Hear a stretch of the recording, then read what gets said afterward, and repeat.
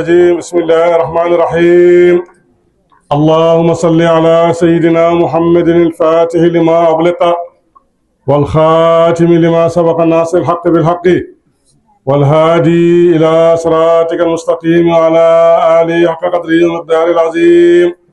ورضي الله تعالى عن أصحاب رسول الله صلى الله عليه وسلم. ولا حول ولا قوة إلا بالله العظيم. يا أئمة الشيخ يحضر لنا بهذا المحضر وتعرف بنا وزن تشهنا بالظهر.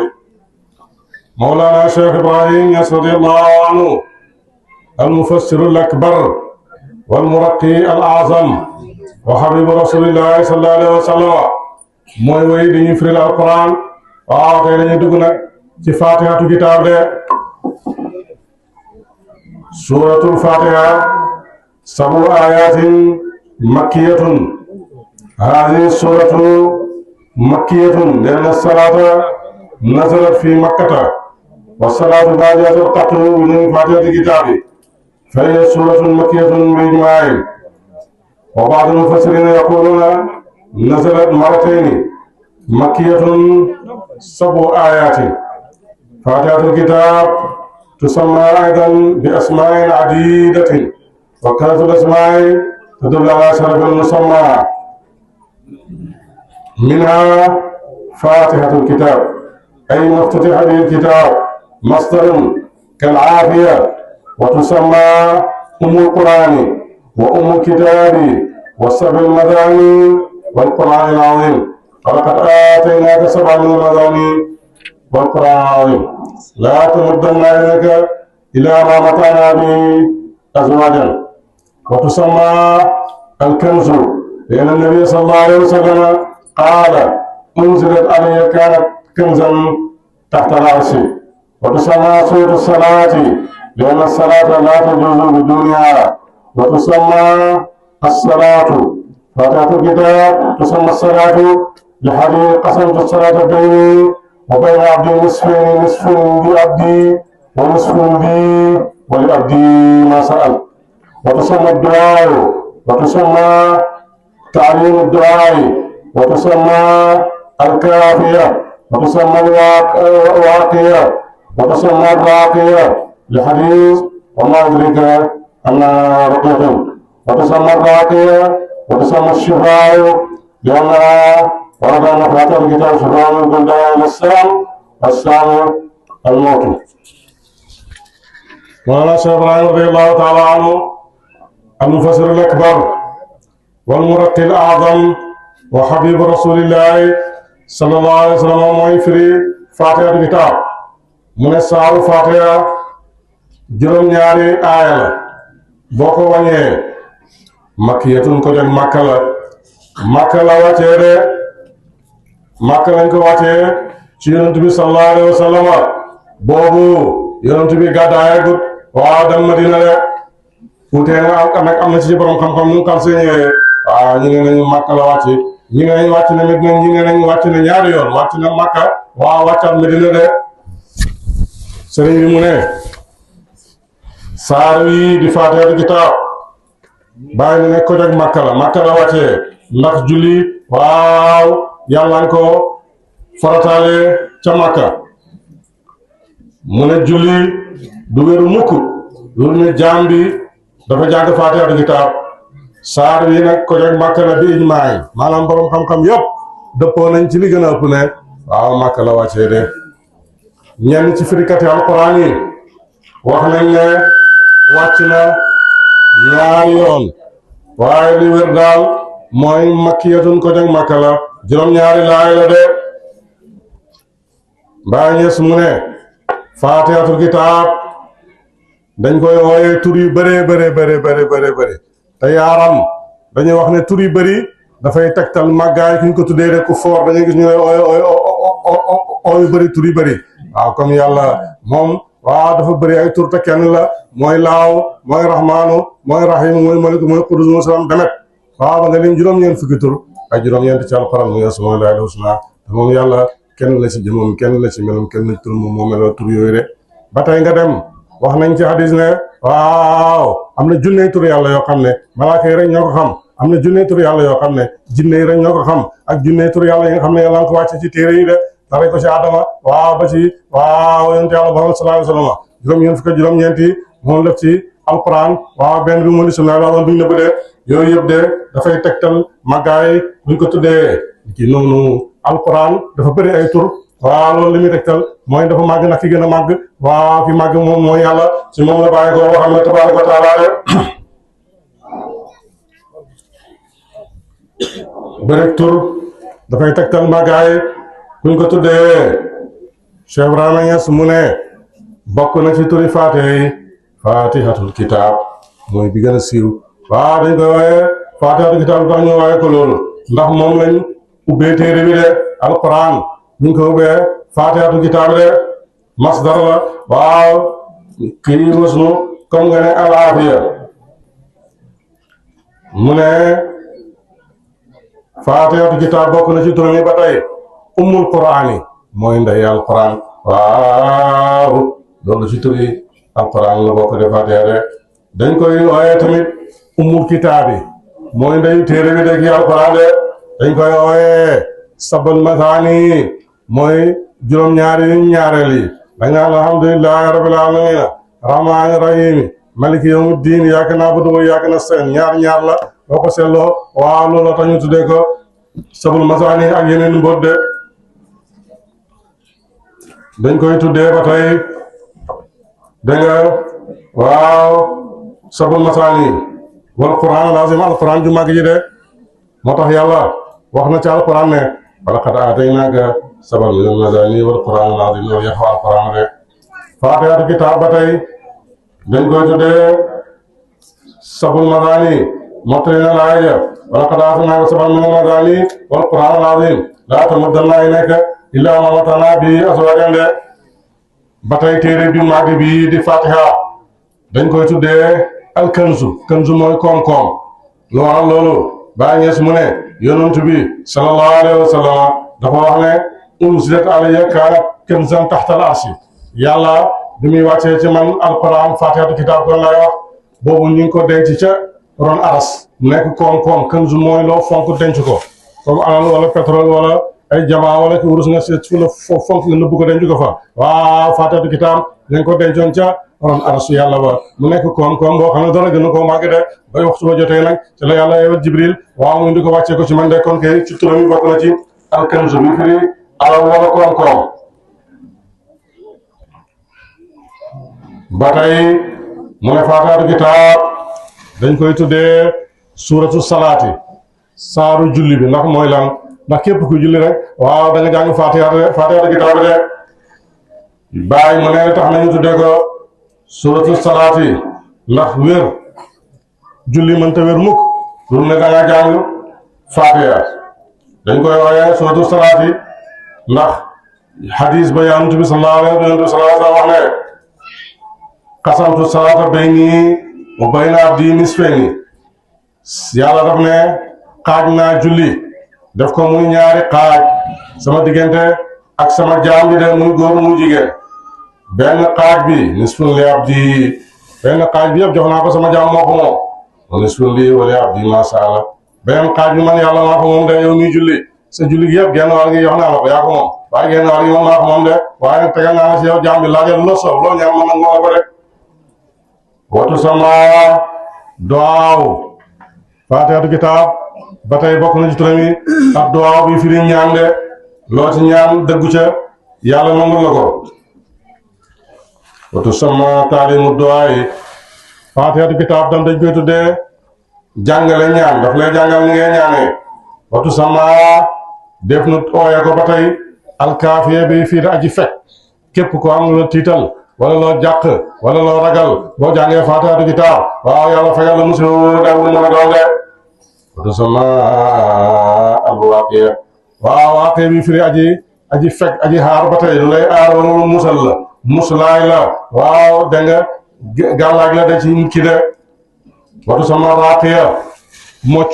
ngi mel ni ku jaan lugg ku jaan matt ñu lugal la ko yonantu sallallahu alayhi wa sallam ci jamonoom ñu xal see ñëw waaw ñenn ki saabaa na suñu tukki dem ci dëkk ñu sàkku leen ñu deberal leen luñ añ wala luñ reere mayu leen ñam gannaaw ga ca guddi ga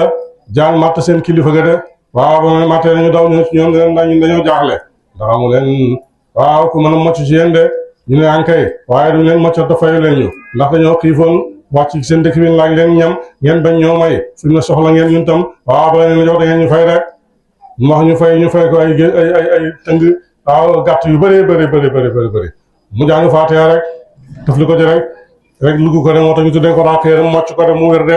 bañ delloo ci yonantu sallallahu alayhi wa sallam saaba yi ne lii ba lañ koy jëfandikoo danañ ko yëgal yonantu sallallahu alayhi wa sallam laaj wax nañ def dagan na wala dagan na waaw nette ko dem demen de mu ne ko mo jaalu la xamal ne Faatiha dafay mocc de ci la yonantu sallallahu alayhi wa sallam waxee waxam ñu maa ko jooju Faatihatu kitaab saafara la ci lépp jàngoro dafa mu des dee rek la woon te fekk waaye lu dee Faatiha moom la ko fekk dee moo tax dañ koy waxee ar-raaqiya bi firi mocc de ngir xadis boobu wa maa yudrika annahaa ruqyatun wa tusammaa raaqiya wa tusammaa ash-shifaa'u Faatihatu kitaab bokk na ci turam yi ash-shifaa'u bi firi saafara dafay saafara waaw dafay saafara feebar bu mu doon ba mu des dee moo tax ñu koy shifaa'u de rob na jugee ci wax yi waaw Yonent bi sallallahu alayhi wa sallam ci xam-xam ñu ne Faatihatu kitaab jàngoro saafara la ci bépp Faatihatu kitaab saafara la ci bépp jàngoro bu ma doon ba mu des saam mooy dee noonu la ko yonent waxee sallallahu alayhi wa sallam wa tusamma al asaasu li annaha asaasu hada diin alladi huwa lislaamu wa tusamma nuuru wa tusamma suratu lhamdi wa tusamma suratu shukri wa tusamma suratu shukri hadihi asmaa'un li hadihi surati التي هي أجل سورة في القرآن سأل الرسول صلى الله عليه وسلم أي القرآن أفضل سأل الرسول صلى الله عليه وسلم أي القرآن أفضل قالوا الله ورسوله أعلم قال فاتحة الكتاب روي عن الحسن بن علي كرم الله وجهه مرض مرضا شديدا حزن له النبي صلى الله عليه وسلم ونزل جبريل عليه الصلاة والسلام فقال اقرأ السورة التي ليس فيها حرف فاعل على ماء يقصد به الحسن فيبرأ من مرضه وفتش النبي صلى الله عليه وسلم فإذا فاتحة الكتاب ليس فيها حرف فاعل لأن الفاء تزن بالفراق فقرأها النبي صلى الله عليه وسلم على الماء وغسل به الحسن فكأنما نشط من قال فقال الرسول صلى الله عليه وسلم إنها شفاء من كل داء إلا السام. إبراهيم رضي الله عنه المفسر الأكبر والمرقي الأعظم وحبيب رسول الله صلى الله عليه وسلم wax na ci tafsir bi mu ne Faatihatu kitaab bokk na ci turam yi al asaasu bi firi fondement de yow mi tabax sa kër yow mi tabax sa mbaar yow mi tabax sa jumaa da nga koy defal fondement bi nga xam ne nii moom lañ fondement ngi alquran waaw mooy Faatihatu kitaab rek ndax moom mooy fondement ngi diini lislaam loolu tax ñu di ko tuddee la saasu watu sama an nuuru Faatihatu kitaab bokk na ci turam yi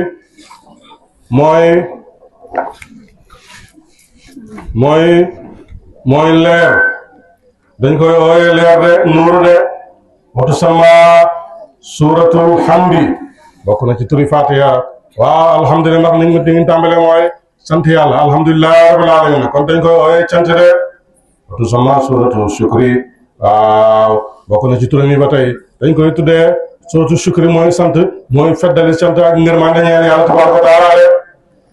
bàyyi nag mu ne ci tafsir bi mu ne saar wi ak tur yi ma limal leen ay xeeti tur lañ yoo xam ne lépp mi ngi aju ci saar wi di Faatihatu kitaab bi nga xam ne mboolem saar yëpp ci alquran moo ci gën a màgg de yonantu sallallahu alayhi wa sallam laaj na sahaaba yi bés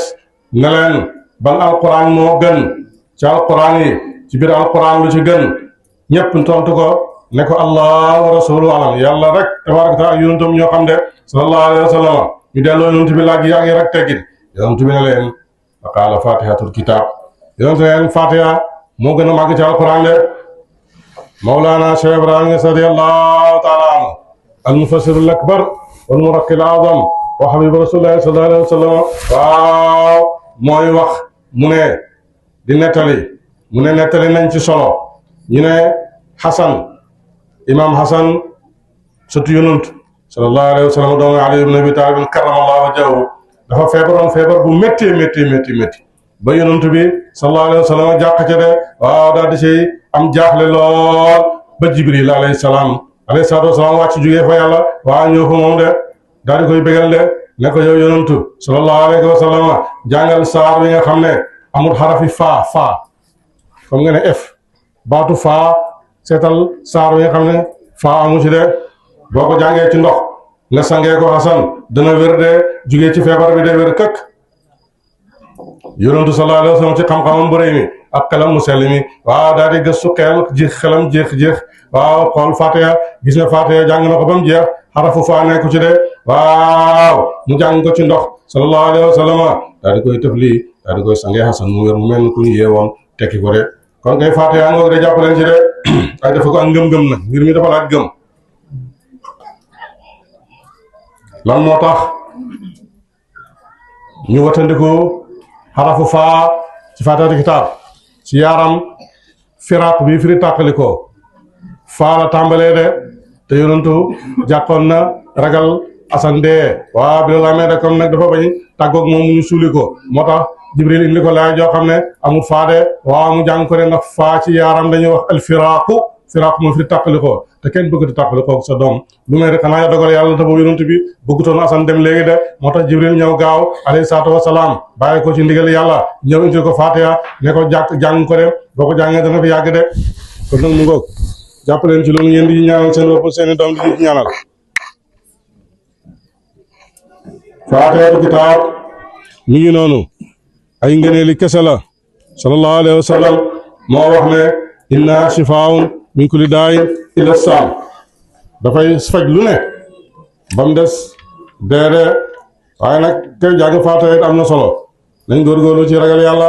ak di ko tuubal di ko jégal ak gëm ko nag gëm ko wóolu ko boo ko defee rek saajo faju de bu ci sikki sàkkaa nag di wuti xaram di wuti yeneen Faatiha moom dafa am fulla ak fayda fi mu nekk lay nekk rek da ngay jàng ba son da nga am yoon waaye doo ci mën a def li nga bëgg waaye boo ko gëmee wóolu yàlla di ballu yàlla waaw am yaqin rek wa'budu rabbaka hattaa ya'tiyakal yaqiin ud'uu rabbakum wa antum muuqinuuna bil ijaabati yoon sallallahu alayhi wa sallam nee na bu ngeen di ñaan li ngeen wóolu ne li ngeen ñaan dafay nangu su ko defee rek dañ nangu de waaye boo sikki sàkkaa rek waaw waxuma la nangu de waaye mën naa yéex de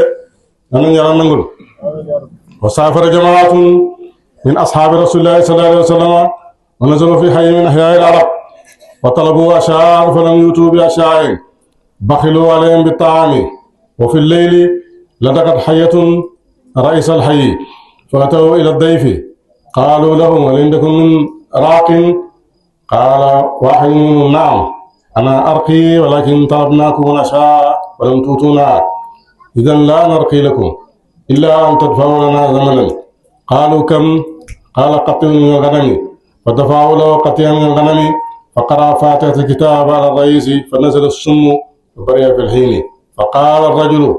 أسوق القطيع إلى الرسول صلى الله عليه وسلم حتى أسألوا الحلال من الحرام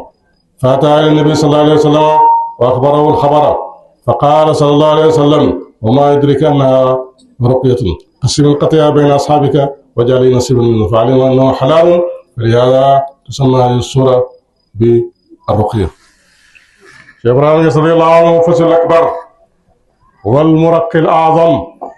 wa habibu rasulillahi sallallahu alayhi wa sallam loolu mooy mufassir al-akbar mooy ki gën a mën a firi alquran moom Cheikh Ibrahima radiyallahu anhu moo ko dàq ñëpp de wax na ca yenn ci lettre mi ne ñaari sëriñ laa am benn bi mooy alquran ak sunna te ci kaw suuf amul ku ma gën a dégg alquran ku ma gën a xam beneen sëriñ bi mooy Cheikh Ahmad Tidiane radiyallahu anhu taala anu te du tàggoog moom benn gendeeku kon kay moom mooy mufassirul akbar de muraqil azam mooy ki yéegee ci yàlla mooy ki yàlla yombal ci moom fatfu nga tarbiyata fii ci koosi la loolu tàmbalee nga àgg ci yàlla am fatfu am maarifatu billaahi am tarqiya cheikhu murabbi cheikhu muraqi cheikhu tarqiya cheikhu tarbiya waaw cheikhu alxaqiqa kooku mooy Cheikh Ibrahima de ba tey habibu rasulillahi sallallahu alayhi wa sallam bëgg yonentu moom raw na ci way njëkk ak way mujj kon kay mooy mufassirul akbar mooy muraqqil azam mooy habibu rasulillahi sallallahu alayhi wa sallam nettali na ci téere bi la ma junjoon sànq mu ne dafa am mbooloo ci saxaaba yonent bi sallallahu alayhi wa sallam boo xam ne dañoo newoon ci tukki ñu wàcc ci genn gàdd dëkk bañ fa wàccee ci gàdd yaaram yi la arab yi ñu ñaan leen reer may leen reer de ñu bañ de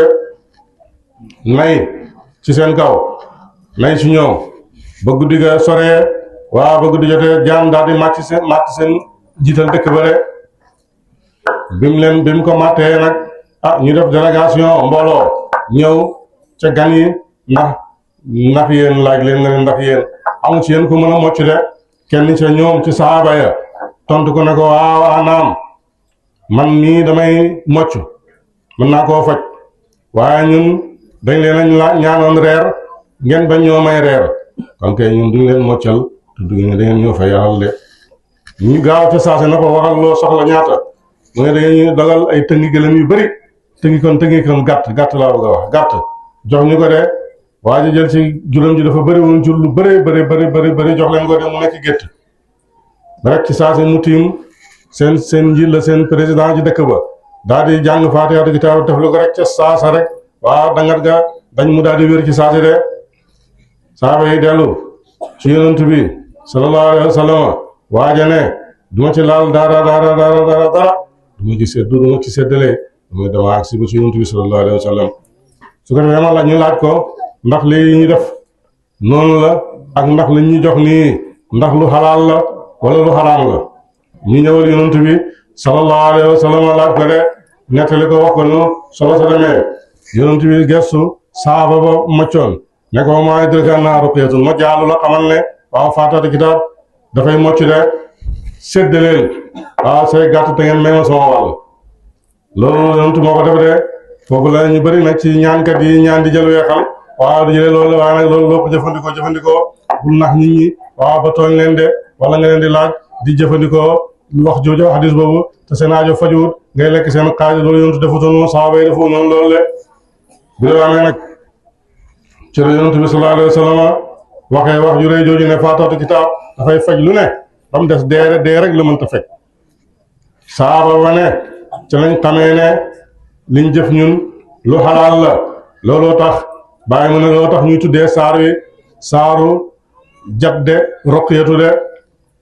wa qad warada an rasuli sallallahu alayhi wa sallam anna allaha anzala mi'atan wa arba'ata kutubin 50 kitaban ala Siisa bun Aadama alayhi salaatu wa salaam wa 30 kitaban ala Idrisa Xanooq wa 10 ala Ibrahim wa 10 ala Muusa qabla tawraati wa tawraat wa zabuur wal injiil wal furqaan wa haadihi al-kutub kulluhaa ijtamaat fi al-arba'ati wa haadihi al-arba'a ijtamaat في الفرقان والفرقان كله اجتمع في فاتحة الكتاب ومن قرأ فاتحة الكتاب فكأنما قرأ الكتب السماوية ومن قرأ فاتحة الكتاب فكأنما قرأ القرآن وكأنما قرأ الكتب الأربعة وكأنما قرأ الكتب السماوية جميعا. مولانا شيخ إبراهيم رضي الله عنه المفسر الأكبر والمرقي الأعظم وحبيب رسول الله صلى الله عليه وسلم mi ngi woy ci tafsir fi alquran de mu ne solo nañ ci hadis jëlee ci yonent bi sallallahu alayhi wa sallam mu ne yàlla am na téeméeri téere ak ñeneenti téere yoo xam ne moom la wàccee ci yonentum yi juróom fukki téere yàlla wàccee na ko ci yonent yàlla siisu doomi Adama alayhi salaatu wasalaam fanweeri téere yàlla wàccee na ko ci yonent yàlla Idris Axno alayhi salaatu wasalaam de fukki téere bàyyi mu ne yàlla wàccee na ko ci yonent yàlla Ibrahim alayhi salaatu wasalaam fukki téere yàlla wàccee na ko ci yonent yàlla Musa alayhi salaatu wasalaam lu jiitu Tawraat gannaaw nga mu wàccee ci yonent yàlla Musa Tawraat kon yonent yàlla Musa téeméeri téere de fukki téere rek benn wàcc na ci moom de yonent yàlla Musa fukki téere rek benn wàcc na ci moom gannaaw ga mu wàccee Zabuur ci danga ak ci danga ak Linjiil danga ci yonent yàlla Isa mu Injil ak Furqaan bi alquran yi nga xam ne moo ci mujj de muy téeméeri téere ak muy téeméeri téere ak ñeent téere yooyu yëpp alquran moo ci gën de mboolem newoon ci téere yu jiitu yëpp téeméeri téere yi fukk ak ñett yi yàlla dajale seeni sekk rek seeni leer seeni ngóor ndaxañ ko ci alquran lépp yàlla daal di jël ci ndigalam mboolem nekk ci alquran def ko ci fatihatul kitab waaw noonu la jëlee mboolem nekk ci fatihatul kitab def ko ci bismillahi rahmaani rahim Cheikh Ibrahima Niass nag mu ne al mufassir al akbar wal muraqqil a'zam wa habibu rasulillah sallallahu alayhi wa sallam mu ne téere yi yëpp nag dajee na ci ñeent yi maanaam téere yëpp dajee na ci tawraat ak zabur ak injil ak furqaan loolu mooy ñeent yi ñeenti téere yooyu yëpp dajee na ci alquran lépp dajee na ci fatihatul kitab bàyyi mu ne képp ku jàng fatihatul kitab dafa mel ni dangaa jàng alquran de lépp ba mu jeex képp ku jàng fatihatul kitab dafa mel ni dangaa jàng ñeenti téere rek mooy tawraat ak zabur ak injil ak furqaan képp ku jàng fatihatul kitab dafa mel ni dangaa jàng mboolem téere yi yaa wàcc jóge ci asamaan de ñoo ci ñoom ñu téeméeri téere waa ak ñeenti de Allahumma salli ala sayyidina Muhammad wa sallim yàlla ko tàmbali naa si yàlla ko matale jàmm ci barke ba dañ cee daloon mbokk ci barke ba Alxuraan yàlla ci barke ku ñu ko wasal ci moom barke bi tax ñu wasal ko ci barke bi ñu islam Allahumma salli ala sayyidina Muhammad wa sallim